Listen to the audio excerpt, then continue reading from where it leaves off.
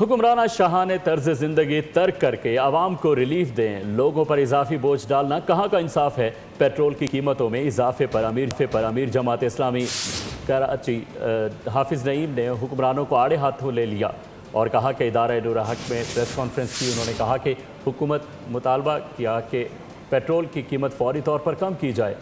وزیر اعلیٰ اپنا 11 ارب کا جہاز فروخت کریں اور عوام کو ریلیف دیں۔ سرکاری افسر پر بڑی گاڑیوں کے استعمال پر بھی پابندی لگائی جائے۔ کہ وہ اپنی عیاشیاں ختم کرتے۔ میں پوچھنا چاہتا ہوں، جب کرائسس میں پاکستان کی اکانومی ہے، خطے کی صورتحال ایسی ہے، تو آپ نے عوام کے اوپر تو پیٹرول کا بم گرا دیا۔ مریم کا جہاز کیوں نہیں بیچا؟ 11 ارب روپے کا جہاز بیچو، پنجاب کے عوام کو ریلیف دو۔ یہ اپنی 2500 سی سی کی گاڑیاں کم نہیں کر سکتے، 3000 سی سی کی گاڑیاں کم نہیں کر سکتے، اور یہ جو پیٹرول فری ہے یہ ختم کرنا چاہیے۔ سبسکرائب کریں اور بیل دبائیں تاکہ کوئی خبر رہ نہ جائے۔